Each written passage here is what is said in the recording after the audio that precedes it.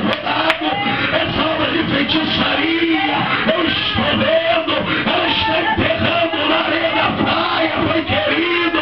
Essa obra de feitiçaria com banana, com maçã, com uva, Pai querido, esse trabalho feito para Iemanjá, em nome de Jesus, agora queima, visita, corta o arco, Jesus destrói a lança e fala para o bestado acalmar. Abre as portas de inferno, Pai querido, entra com prosperidade, muda a história, repreende esse espírito de miséria na vida da tua filha, queima esse espírito de Maria no lamo, Pai querido. Olha essa palavra de maldição, vai despedaçando agora, vai blindando agora a tua igreja com essa unção, que essa unção de poder e graça venha envolver a tua igreja, venha estar protegendo a tua igreja de todo mal, de todo dardo inflamado do maligno agora, Jesus.